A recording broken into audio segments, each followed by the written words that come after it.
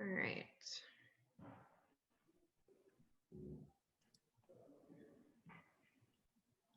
All right, I think I'm going to go ahead and get started. Hello, everyone, and welcome to our virtual panel today. My name is Caroline Compton, and I will be the moderator for today's discussion. I'm an interior designer project manager at Corgan. I will start with a few housekeeping items before we get started. Please continue to mute your microphones, and if I may suggest, turn off your camera and put your screen in speaker view. Finally, if time allows, we will answer questions from our attendees. Please use the chat at the bottom of your screen for any questions you may have. I'd like to first start off by thanking our three sponsors, Corgan, Serendipity Labs, and Hudson Peters Commercial. We do have some great giveaways from our sponsors today, and we plan to do a drawing at the end of the hour from today's RSVP list. Our first giveaway is a Garden Nudity Garden Herb Growing Kit from Corgan. Our second is a $50 Visa gift card from Hudson Peters Commercial. And finally, our third is a complimentary week and a private office at Serendipity Hall Arts from Serendipity. In light of the change in the venue tonight, Ladies in CRE has made generous donations to 3 causes that have been severely impacted by this pandemic. Information has been sent out and posted on our social media channels to learn more about how we can help these 3 causes. Our first donation is for the Family Place, helping families of domestic violence. Donations are made for the families at the shelter. Secondly, Crossroads Community Services Food Bank. Volunteers are needed to box foods at the facility, and as you can imagine, their demand for families needing food has increased drastically. And finally, Hunger Busters, feeding kids. Volunteers are needed and donations requested. All right, and now for the main event. As you all know, our event tonight is called Celebrating Challenges, learning how to navigate and celebrate these challenging times we are in.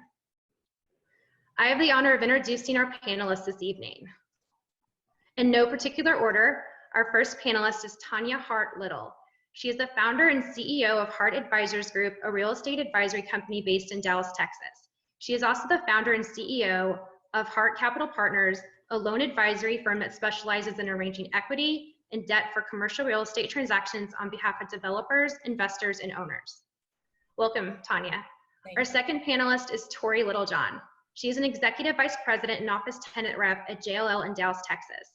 She is responsible for representing both local and national corporate office clients in facility and site acquisition and disposition. And finally, my boss, Lindsay Wilson. She is president at Corgan and focuses on the firm's culture and branding development. She is also the first female in this role and the youngest in the firm's 80-year history. In addition to her role as president, she is the interior studio leader across 10 offices. Thank you, ladies, for joining us today. Without further ado, we will get started with our first question. What is the first thing to do or experience you have planned after the shelter in place is lifted? Gosh, I don't know if anybody has anything planned, but I don't know about you ladies, but I would like to see friends in person and maybe have a nice dinner or something, but definitely be in person with people. Mm-hmm. Yes. I would like to go to a restaurant where someone else is preparing the food and cleaning up after. And I would love to see some extended family that we've been missing while we've been sheltered in place. Some grandparents that I think we'd love to be around when we can, when it's safe to. Oh, that's sweet. That is sweet. All right, second question. What are some challenges you all are facing right now, and how have you turned those into opportunities? Well, I'll go. I think that staying connected with your clients can be a challenge. I think it's easy, to try to send email and information to them, but everybody is getting all this COVID information. So sometimes I think that gets lost in the shuffle. So I think really finding creative ways to stay connected with your clients and also with your teammates. I think there's a lot of synergy that goes along from being in the office with people, things that you hear, you overhear, and things like that. So staying up to date on market knowledge, things going on within the firm, best practices. Those are some real challenges that I'm having right now as we navigate waters that are somewhat unique and new and novel, if you want to say that, like the virus. But I think those are some challenges that we're trying to navigate, and how do we do our jobs effectively, stay connected to our clients. Yeah, I agree with that. I would add so I'm somebody who definitely thrives being on a team and working a problem together and collaborating. So the monotony of being on these calls all day is hard for me, and I have dealt with it. I have to move around to different settings during the day. So I have like my little outdoor spot and then one spot in here, and people will laugh. They're like, "You're somewhere different." I'm like, "I know. I have to like mix it up." So that's something I've done to try to break up that monotony. I think my position is just a little bit different in that, as much as I hate to say it, my business thrives when we're in a recession. Basically, loan advisory work and workouts. And so for us, we actually have just a huge amount of calls and people that are really, really concerned about how this is going to impact their real estate values, what that means to them. So for me, it's really just kind of turned topsy-turvy upside down, where people are calling and saying, I have no idea what to do. My tenants all need relief. One thing after another. And just really, what does that uncertainty mean in the future?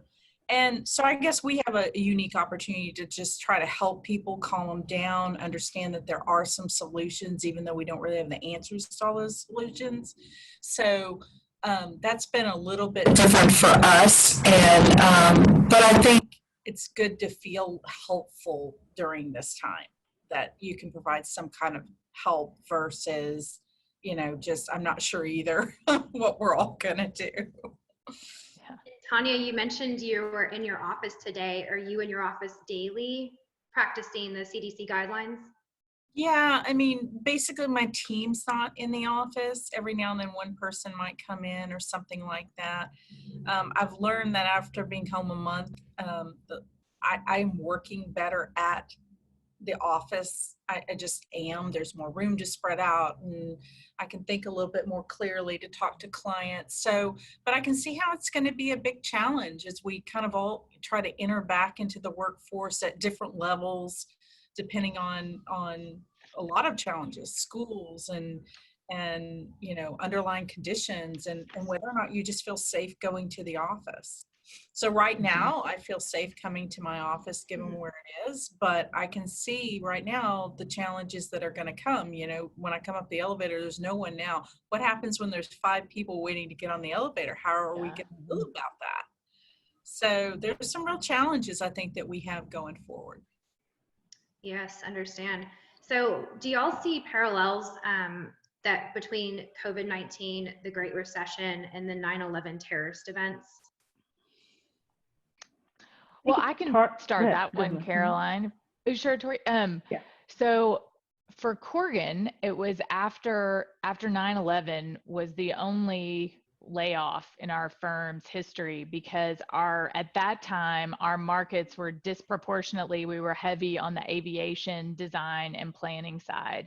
And so there was a strategic plan after that happened to never be in that position again, which is when we really focused on growing all of our other sectors, interiors being one of those that's grown substantially in that time, as well as our data center group, education and healthcare, so that we had a much more balanced kind of portfolio of projects and clients when we went into the 2008 recession. And in the 2008 recession, Corgan didn't lay off a single person. And what we saw after that was an incredible story to tell to our customers about our team was still intact. The same people that had these relationships and experience and you know, kind of camaraderie working together was 100% still there.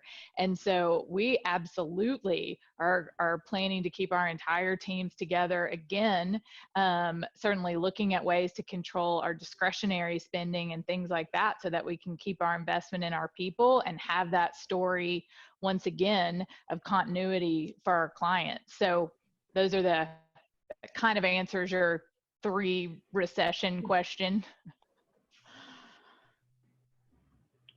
Yeah, I think for me, you know, it's funny, when the 9/11 attacks happened, I was actually working for American Airlines. And so my perspective was very different then, because it was the industry that was, you know, at the epicenter of what was going on. For 2008, when that economic recession, I was in commercial real estate. I think it's going to be hard for me to tell exactly how this parallels to COVID until a few more months. Our sales cycles are pretty long. And the kind of work we do sometimes, it can be a long time. And so I can tell you, in 2009 and 2010, I know the kind of work that I was doing. I was doing a lot of disposition work. We were, you know, companies were, you know, contracting, things like that. It wasn't necessarily happy work. There weren't these huge expansions. And so I think that we're going to see where all this ends up, you know, in 6 to 9 months, maybe a year from now. And I'll be able to compare it more accurately based on the type of work that I'm doing. Yeah, that's fair. That we just don't know enough data at this point to compare, or even to other pandemics we've experienced. Or how long it's going to take to rebound. You know, some are saying it's going to be, you know, like a Nike swoosh sign. Some are saying it's going to be a W. Some are saying a U. I mean, we don't really know how this recovery is going to pan out yet. Well, and I think, Tori, to your point about the aviation industry, from our perspective, for aviation design and planning, we certainly think it's going to be a long recovery for the aviation side of the business. I think one of the scariest things about this, that, you know, as soon as the downfall happened in the 08, 09, at least you knew you had no place else to go but up. And I think what's scary about it this time is looking at it reoccurring in the fall, us not having a vaccine, and people not knowing where the end is. And I think that's definitely a difference, if you will, from at least last time. But I also think that, just like every recession or downturn or major event, there will be opportunities that come out of it. There will be opportunities for people to reinvent themselves, to look at the way they do business differently. And I think, just in part of kind of the whole topic for today, I think you have to look toward those challenges as being happy challenges, as being scary, but yet an opportunity to do something different, to help your clients differently. I think there's a lot of positives, but no one really likes to go through change, and especially unknown change. So it is a constant battle with ourselves every day to say, okay, how do I make, you know, lemonade out of lemons? And that's just going to be something that we all have to stay positive and look forward to. What would y'all recommend for someone earlier in their career to prove their value, to maintain that job security during these trying times? I mean, you left off on attitude. Attitude is I mean, everybody has had bad days during this, without a doubt, but I think attitude is everything. And that's always a way, in my opinion anyway, to exhibit leadership, is to be the person who's like, okay, how are we going to figure this out, and what can I contribute? I would certainly say you can see those people who are looking for opportunities, even if their projects have gone on hold. How can I connect with the client? How can I write white paper? How can I contribute to this research? So just looking for those ways to contribute during this time sounds simple, but can be hard. I would agree. I think that is definitely something to do. I've seen people on my team that, even though we're working remotely, have jumped in and said, I'll do that, no matter if it was anything they ever would have thought about doing before. And I think that's super important because I don't think anyone, not to be negative Nelly, but I also think to be realistic, I don't think it's safe to assume we're all safe and that we're not going to see our friends or some of our colleagues go through some really tough times. And so being that one that stands out in the crowd and gets out there and pushes a little bit harder, if you really can't even do that through your workplace, then do it for your friend, do it for somebody that might be struggling, be a sounding board for them and how you can help them succeed. That we've just all got to really prop each other up during this time. Yeah. And I think staying knowledgeable. There's so many things changing Yeah. in terms of all the different legislations coming out, the CARES, all that. Even just all the different white papers that you see out coming from different firms. I just think staying knowledgeable, understanding what other people are doing, and being able to convey that to your team members is really important. And just can add significant benefit. Yeah, agreed. It's first time for a lot of those younger professionals to go through something like this. Definitely. Well, of the many things that I hope we learn from all this, I've found it's more frequent now that when a meeting starts that people will take a minute and say, "Hey, how's everybody doing? How are you doing homeschooling? How are you holding up?" Where I think we were kind of rushing from conference room to conference room before this. Can we hold on to a little bit of that connection time, even just a minute or two before we dive in? All right, what are some positive outcomes that will surface from this pandemic? I know y'all have kind of touched on them, but any others that y'all have noted that we haven't said yet? I think there's a focus on wellness now. That I don't necessarily, I mean, you heard about it. You heard people wanting to make sure their spaces that were, healthy or what have you. But I do remember times where I have been not feeling the greatest and I've pushed through and gone to work because things had to get done, and I think that there is definitely a focus on wellness and people are going to be like, take care of yourself and us and stay home, and so I think, people we've been pushing ourselves at 150% for a while. Now that we've had the opportunity to kind of sit back and reset, hopefully we can really stay and maintain that focus on wellness, and companies, the way they're planning or evaluating how to plan their space to make sure that everyone stays well. I think it's going to be unique, and I'm sure, Lindsay can talk to that significantly from an architectural, point of view, but. Right. Yeah, I would piggyback, Tori. I totally agree. And the other thing that I have seen that I hope continues is the value of employer-employee communications. I mean, some people have done it really well during this. Some people have learned as they've gone along. But I think we are always talking about change management and how important that is during workplace transformation. Well, a lot of employers have been forced to communicate on a much more regular basis, kind of seen that value of repeating messages over and over. And I think as people go back to the workplace, communication is almost the most important thing we have to think through. People want to feel safe, and the biggest thing to feeling safe is understanding what's going on, what's the protocol, what's the policy, when are things being cleaned, how many people are here. And so I really hope this renewed value on employee communications is something that hangs around. My other one is very self-serving, but I think that people have realized that they love The Office.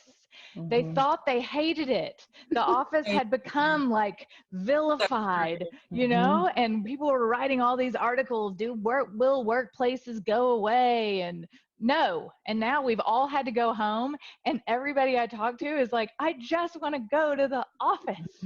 So I hope that stays. Today, you're right. I also noticed all the articles about the environment and how convenient that we covered Earth Day during this time. And you can see the Himalayas now from places in India that you could never see, and animals are now back in Venice at the canals. So I know other than office and real estate, some other positives environment related. Well, I don't know about all of you, but I'm becoming a better cook. I love it. You know, the other thing I was going to say is that I think that it depends on who you work with or what company you are. You know, there's a lot of generations in the workforce, and I do believe that some generations did not necessarily think that you could effectively work from home. Right. I mean, and I think that we've proven that point. Okay, and so maybe because of that, there will be a little bit more flexibility in people being able to do that, and people being able to, you know, work from home a couple of hours to avoid traffic, drop the kids off, and then go into the office.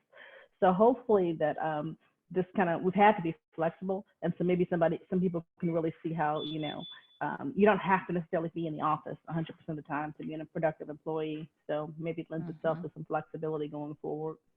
Yep. I know this answer for Lindsay, but for Tanya and Tori, were y'all prepared as a company to work from home? Literally, we had a weekend where it was announced. There was a lot of IT infrastructure that has to be dealt with. How did that go for your companies? Oh, well, I work from any and everywhere, from parking lots to beauty salons to choir. I mean, so I was prepared. I was actually in Mexico, you know, working when all this kind of went down. And so I had everything with me. I was definitely, I think most of us probably are pretty prepared in my group at work, but I can see some other people, you know, in finance or accounting that typically do most of their work at the office that probably had to figure out ways to do it, especially if you're dealing with a lot of data that you're pulling on your computer all the time. I think sometimes it's harder to work from remote locations.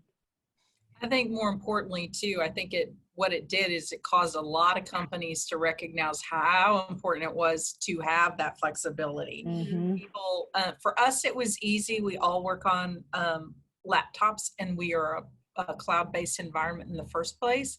So literally it was shut your computer and go home, and no one had a problem here. But my husband's in finance for JLL, and that wasn't quite the same. Mm-hmm. Mm-hmm.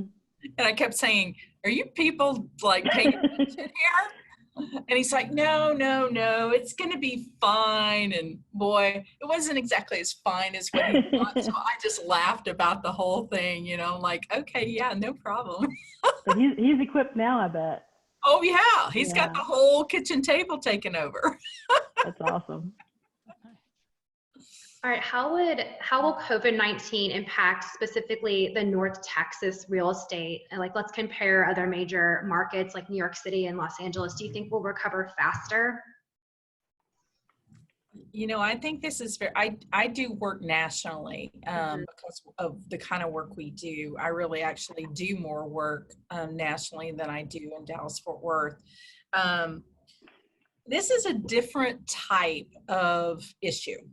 Okay, so whereas, you know, Dallas is super strong and it has been strong for quite some time now. The problem we still have is that the issue that we're facing is the same for everyone.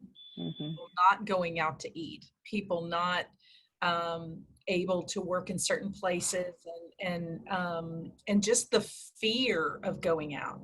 So I can't necessarily say, in my opinion, what I'm seeing is that I can't necessarily say that it's going to be better or worse. I think it's individually kind of how you feel about going out and how you feel about spending money. All I know is that it's so deep right now as far as the kind of event it is. Mm-hmm. What's unfortunate is some people just won't be able to wait it out. Mm-hmm. And especially the small retailers, maybe some small office and stuff like that. They just won't have the time. The stimulus isn't deep enough for them. It was helpful, but not deep enough. And then I watched a webinar the other day from Fitch, which is a large ratings global company. And it was interesting for them to say just all of the debt that we've taken on as countries, what will that do for us long term too, from a macroeconomic state. And it was very interesting to say that, you know, that's going to have a longer impact even when we're quote unquote recovered from the COVID event. So very, very interesting. I think a lot's yet to be seen.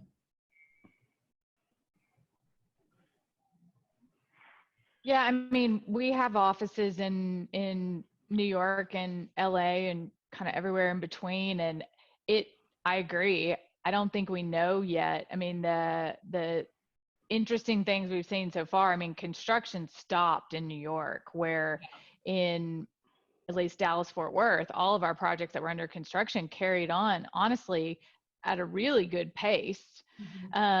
Austin has been really weird. We've seen as many project holds in Austin in an office that's far smaller than our Dallas office than we have out of the Dallas office. So, I mean, just even in Texas, between Houston, Austin, and Dallas, it's a very different story right now. So I left my crystal ball upstairs, so I'll just say, I don't know. I would agree with the I don't know. I do think that this is unique because before, a lot of businesses just have 100% stopped. You know, their revenue has pretty much stopped.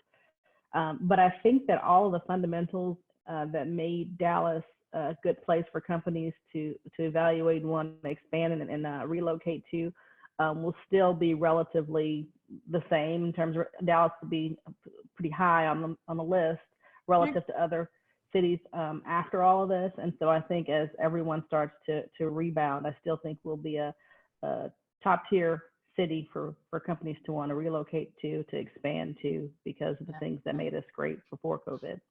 Yeah, it's a good point. Yeah, especially since I feel like North Texas recovered a little bit faster for some of the other, the 9/11 and the Great Recession. Well, yeah, I think we're a lot more diverse. Yeah. Yep. Yeah. Jinx, Mm-hmm. diversity of industry. Diversity of industry will help DFW once again for sure.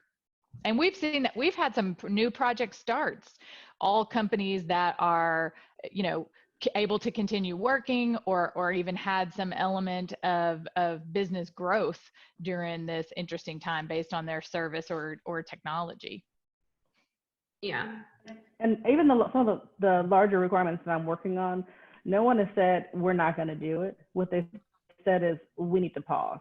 We need to figure out what's going on, how this is going to impact us, how this is going to change the way we work, you know, how this is going to change what our space looks like, that type of thing. And then so let's pause for a few months before we figure out what the next step is. Yeah. Was that few months, Tori, like in mid-March, kind of when this was all going down? That's when we started to see a little bit, to Lindsay's point, about some of the, we're going to pause for a minute. You know, I think there've been steps to it. You know, you know, what are you all seeing going on, or what are you seeing on pricing, that type of thing. And then in general, as companies they've had to put out other fires right now. So real estate isn't the top of their mind. They've had to put out other fires dealing with employees and are trying to get, you know, loans or things like that. And so real estate is just not at the top of the list. And so when I say pause, I mean, we just don't have time to have this weekly call right now, you know? Yep. Describe how your companies have adapted to working from home and any tips y'all can share to efficiently work from home.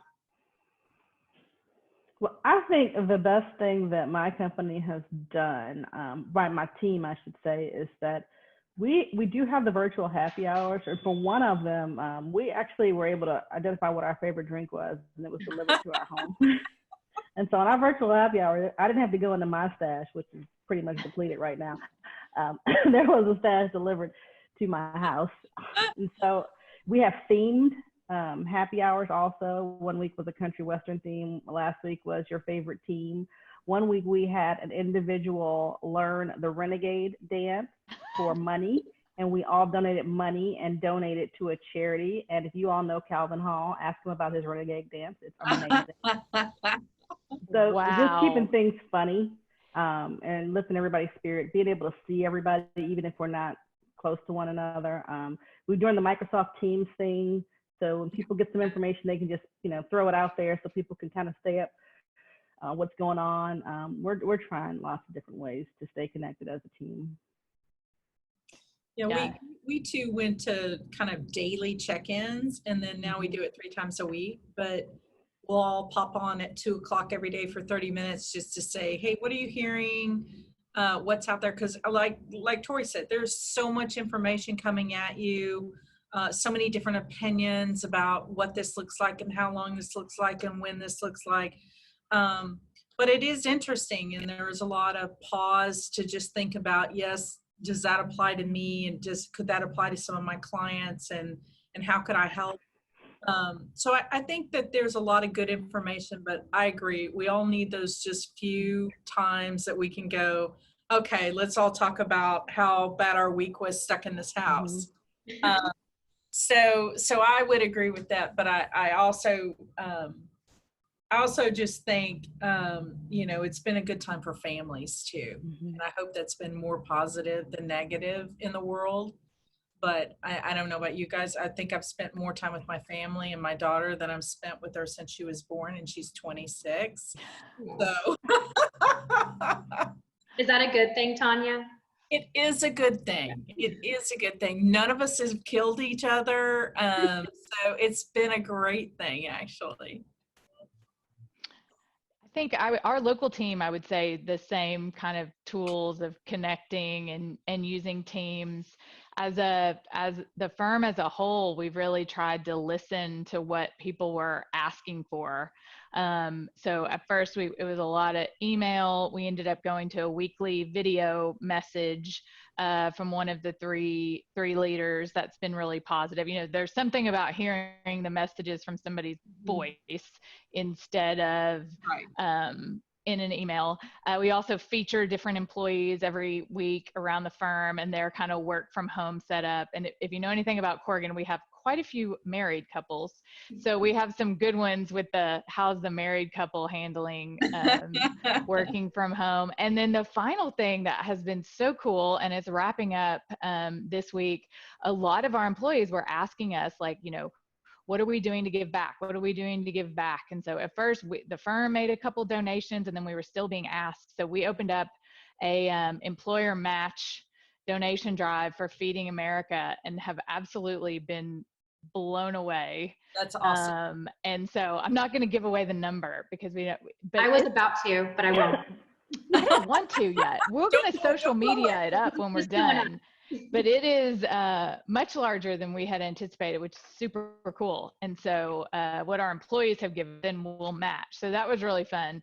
And and then we finally did a Corrigan bingo. The bingo things have been everywhere. And we thought we were late to the game, but like everyone's doing it. So that's fun. So yeah, having fun. I think Tori said at the very beginning. Yeah. I, for one, missed my dual monitor. I've made it 6 weeks with my single laptop. Tori, I'm sure you're used to working off just your laptop if you're in beauty salons and airports. Definitely, but I do have dual monitors here, so it makes it a lot easier and a lot more like work when you're able to go back and forth on those. Because Tori's a spreadsheet pro. Tell me about it. I need to find some contacts though. Does anybody have contacts? These glasses. Oh, I do. Not deal. No. All right. How have y'all been able to maintain your business relationships during this time, which is personally my favorite question because I'm dying to hear from y'all. We have Skylar Beatty on our team, that pal. Yes, and she's doing an amazing job. Let's just say that. But similar, like finding what clients really like, trying to speak to them on a personal level.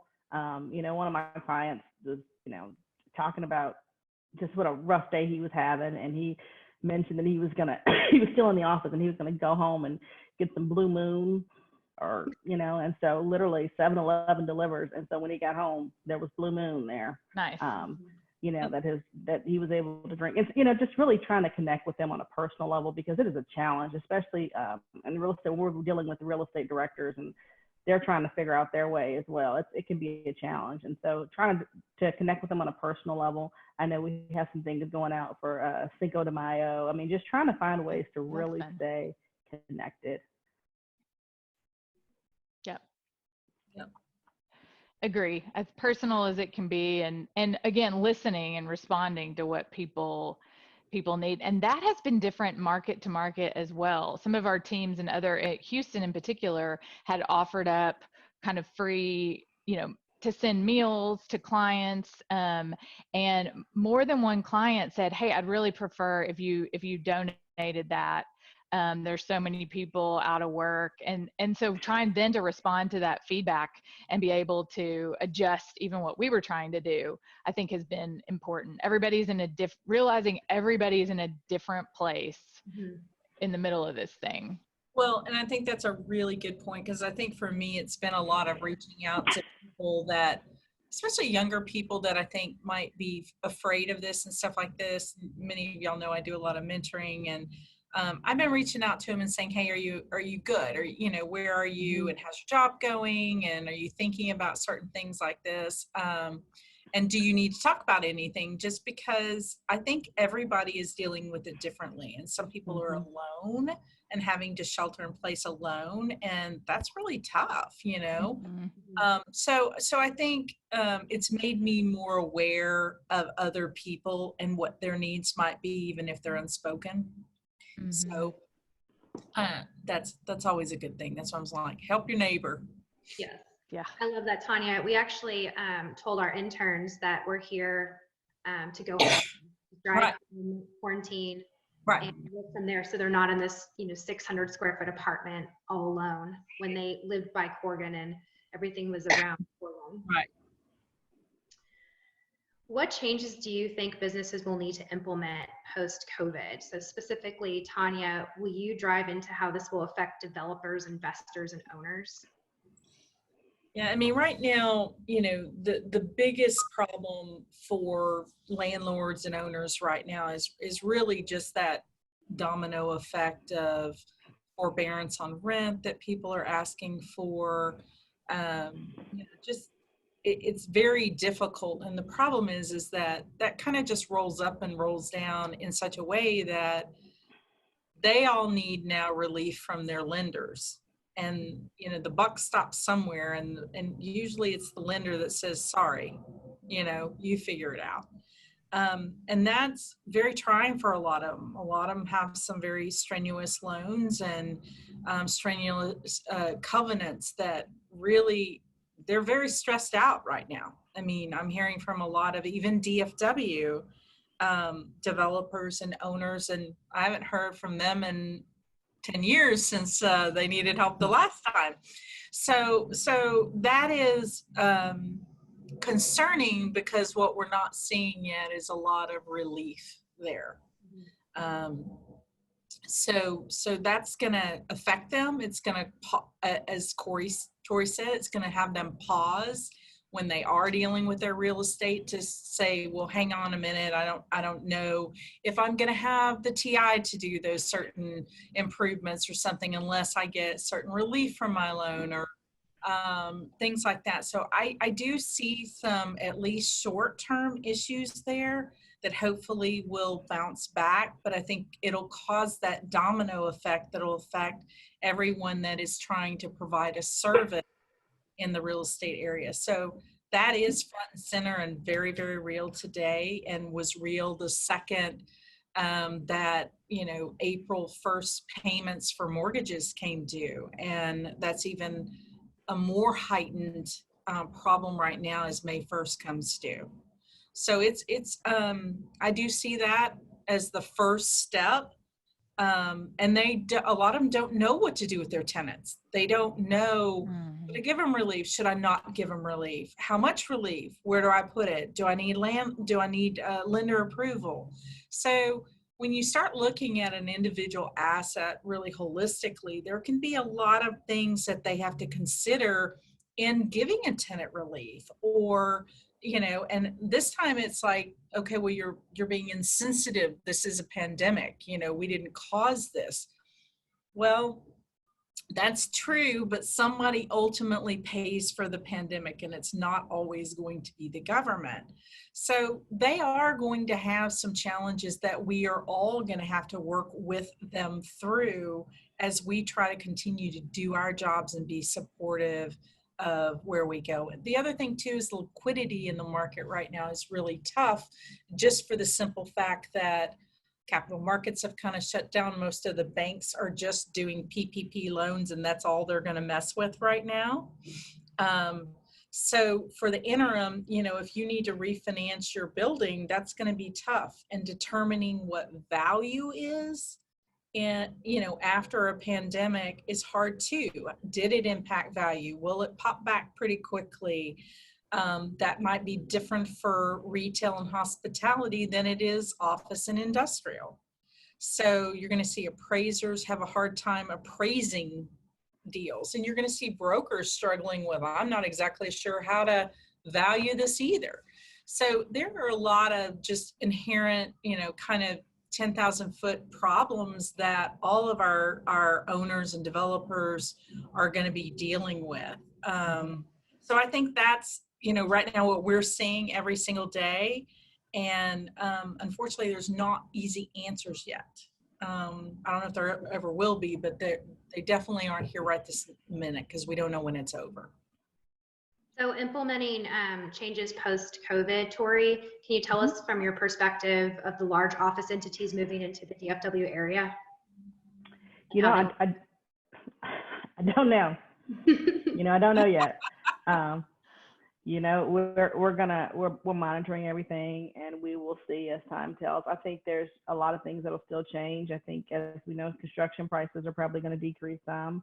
I think depending on how long this lasts, is there another wave of it? I mean, we don't know. And so what we're really trying to do is just keep our ear to the ground to really understand what our clients are doing, what other people's clients are doing, kind of just to keep everybody informed so they can make the best decisions for them. So I don't know. It's fair. So Lindsay, will you tell us how firm culture and brand development will change long-term post-COVID? I'm going to go with Tori's. I don't know. Yes. I mean, we really don't know. What I was talking about earlier, I do very firmly believe that a lot about culture was revealed during the past 6 weeks. And so how employees are feeling about their company cultures very much is dependent on how they were treated during this whole time. Were they well communicated with? Did those cultural pillars that they're talked to so much about as they came to work for organizations and were recruited, did those turn out to be true when the rubber met the road? So I think as people come back to work, they're coming back with a completely different experience as far as what happened during work from home. And then now we have another proof point as an organization of how are we going to treat people when they come back into the office, and what sort of flexibility and respect and grace are we going to offer up? I think what Tori was talking about earlier, okay, some people didn't really want to believe that remote work was viable or flexible work solutions were viable. What did this prove out, and what teams were still really effective and what struggled? I've said to some people, one thing I really hope is that when we get back to where we have more options of how to meet, can we take 30 seconds and say, what's the best way to conduct this meeting? Mm-hmm.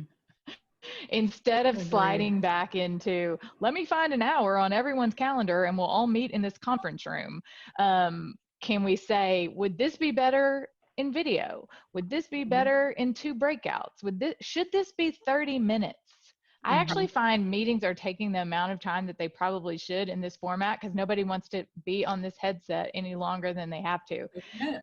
I've heard more like, we'll go ahead and give everybody 15 minutes back than I've heard in years. So I can climb on that soapbox and stay there for a long time. So I won't do that. Lindsay, you also mentioned, particularly in our firm, communication and change management, which I think is key to, we already had that very well at our firm, but just the constant communication, knowing that it's going to be okay. And I do this for a living, for clients, and for a living for Corgan, but I will go ahead and admit I have been very frustrated when people ask the same question for like the 75th time, and my first reaction is, we already communicated that. And then I have to give myself my own speech about, you have to communicate it again and again and again and again, because again, everybody is looking for that information at a different time. So I may have put it out there on a Friday at 3, but only 25% of my team was in the frame of mind to receive it at that time. So I got to keep going until everybody has received it. So I can certainly admit to being frustrated by it and then having to reframe it into my own change management spiel. So it's like a, Yeah. It's also interesting that we have to, it's like we're listening to the news and then we can react. So we never know when that's happening.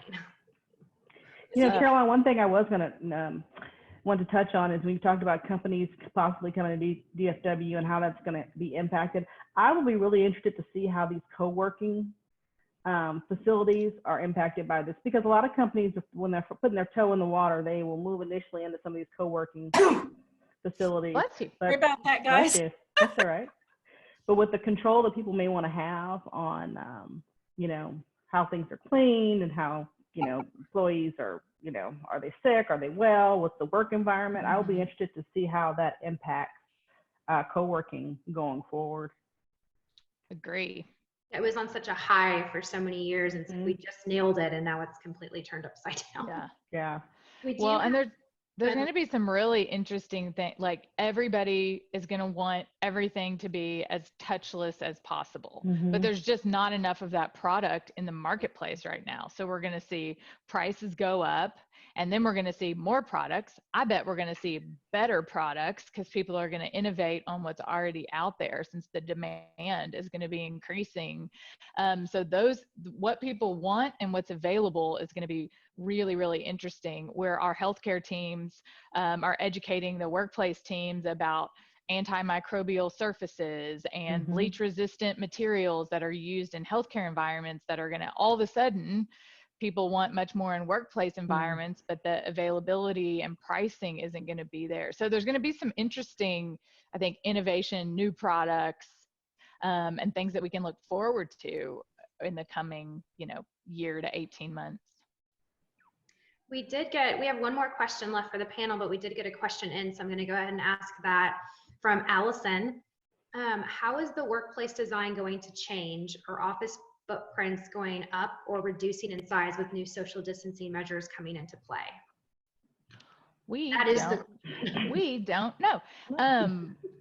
You know, in the absence of any regulation, that is really hard right now. So the 6-foot social distancing has kind of become accepted, as the CDC has used that as an outline, but there has not been any regulation by any government entity that has said that is the recommended spaces of people in the workspace environment.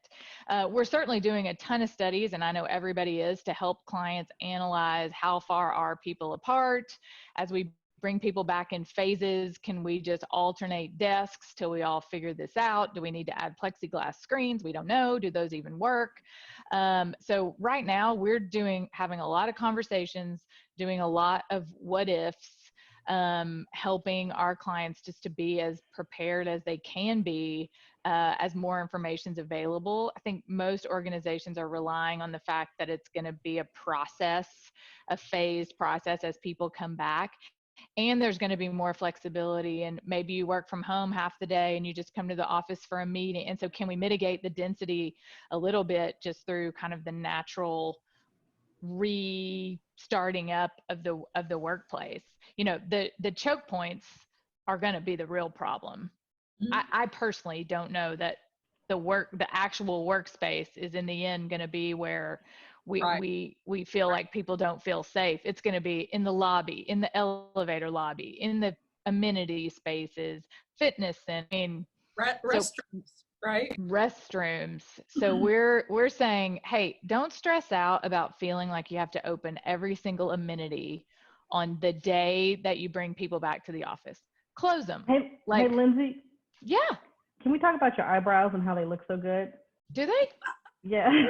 Just curious. Thanks, Tori. I don't really know why.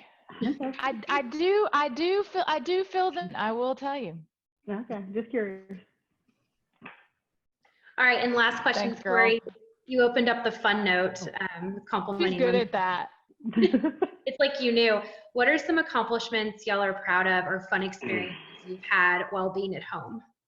Well, my eyebrows, clearly. Yeah, clearly. I'll talk about the good habits that I'm implementing. I have been on my Peloton bike pretty religiously over the past 5 weeks, 6 weeks. I'm excited about that. The dog's been getting walked more regularly. We're just spending a lot of family time, family movies. So those are some great things, I think. Yeah. Go ahead. I don't know, for us, I would say, like I said in the beginning, I've become a better cook and I've decided I really like it. So I'm really having fun with that. And honestly, I like the talks. I've had some little mentoring happy hours with some of my youngins, and I love that. That makes me smile. And so, I think overall it's just been a good time to slow down, because I don't know about you ladies, but slowing down for me never existed. So that's been really, really nice. So I do sleep a little bit later, which I'm not a morning person. I'm sure there are many people on this call that know Craig Wilson, who is a major morning person. So I am not. So sleeping to a slightly more reasonable hour, I'm a huge fan of, and that's going to be a challenge to go back to that, what the alarm was set on before, which had a 5 in it. And I would say the Wilson family bike ride, our little threesome, we can go pretty far. So we have used that as a way for Jack to be able to see some of his buddies. So we'll pick somebody who lives, a decent way away and kind of text and let them know. And then when we get there, they'll come out on the porch and say hi. So it's been a way for Jack to see some of his friends and us to do family bike ride. That's been really fun. Awesome. Plus, there's no traffic. I posted a picture that Tori commented on one day. I mean, we crossed Northwest Highway at Douglas on our bikes with no car in sight. And I took a picture of it, and Tori was like, oh, look, JLL. I haven't been there in a while. Well, it's funny, our chat has been consistently around eyebrows. So no question. Panel related. So does anyone else want to chat? Any questions? We've got just a few minutes left while we have these lovely ladies on. Yeah, turn your videos back on, people, so we can see your smiling faces. It's almost 5, Lindsay, so they're probably getting shut off. Oh. They're either getting shut off or they don't want to be seen. You told them to turn it off. I love it. Everyone was turning them on. Yay. Love it. Well, I think it's important for everybody to just stay positive. It's going to take a while for us to get back to where we were, and just got to stay positive, lift each other up, and help anybody you can along the way. I think that's definitely like what I'm trying to focus on. Yes. Your networks are never more important than they are in strange times. Yes. So kudos to all of you for building your networks and continuing to nurture them. And I don't know if everyone else on the panel can say this, but this has run pretty smoothly considering other Yeah, kudos to you for that. Yeah, thanks. In terms of a dog, husband, something barking, a alarm going off. I appreciate Megan and Allison for helping get this set up prior to our panel. Absolutely. Any other? Oh, I've got to announce the winners. That's right. That was my reminder. So thank you for that. So our winners for the 3 giveaways that I mentioned earlier, and we will reach out to y'all individually, are Laura McLean from JL Architects, Savannah Moresh at CBRE, and Jeanette McLawn at Avison Young. Yay. I don't know if anyone. Awesome. Congrats. That's super. All right. Thanks for joining us today. We hope y'all stay happy, healthy, and get back to this normal life that we were familiar with in the past. Absolutely. Thanks for having us. Yes. Thank you, guys. Appreciate everybody's time. Yeah, absolutely. Stay safe.